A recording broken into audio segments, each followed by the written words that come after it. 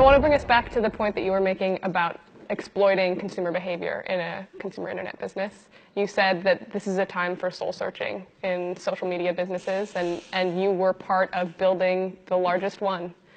What soul searching are you doing right now on that? I feel tremendous guilt. I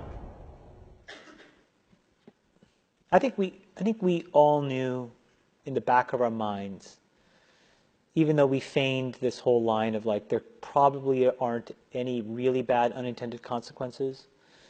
I think in the back, deep recesses of our minds, we kind of knew something bad could happen.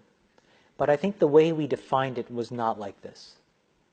It literally is a point now where I think we have created tools that are ripping apart the social fabric of how society works.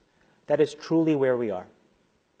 And I would encourage all of you, as the future leaders of the world, to really internalize how important this is. If you feed the beast, that beast will destroy you. If you push back on it, we have a chance to control it and rein it in.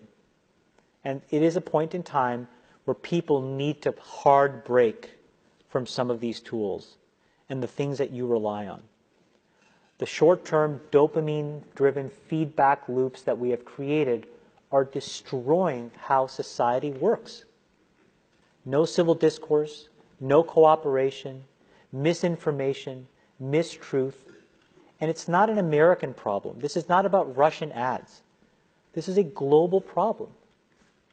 So we're in a really bad state of affairs right now, in my opinion. It is eroding the core foundations of how people behave by and between each other.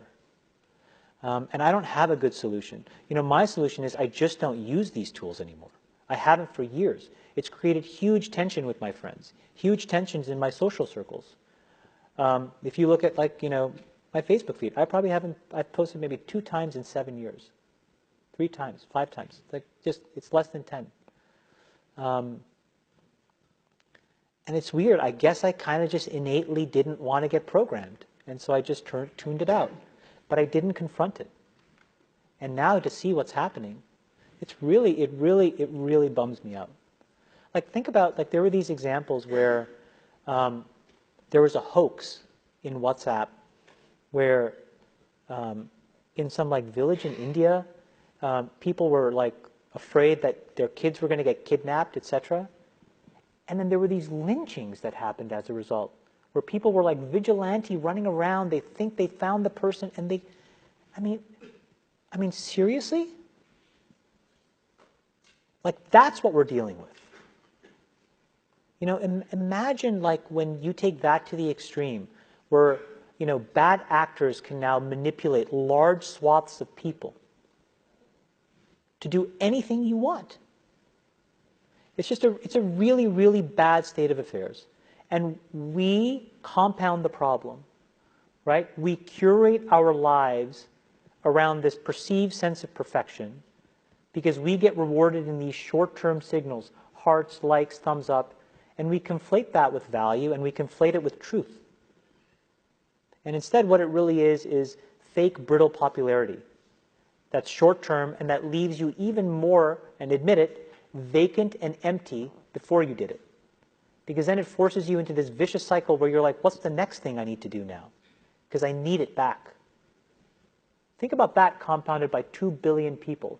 And then think about how people react then to the perceptions of others. It's really bad. It's really bad. It sounds like you're taking deep personal responsibility also in being a part of it.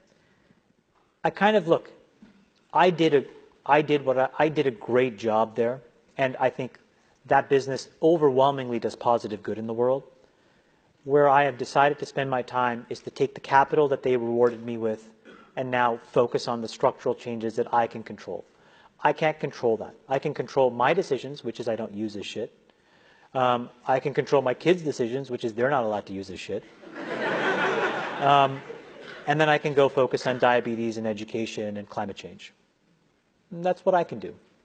But everybody else has to soul search a little bit more about what you're willing to do, because your behaviors, you don't realize it, but you are being programmed. It was unintentional, But now you got to decide how much you're willing to give up, how much of your intellectual independence. And don't think, oh yeah, not me, I'm fucking genius, I'm at Stanford. You're probably the most likely to fucking fall for it. Because you were fucking checkboxing your whole goddamn life. No offense, guys.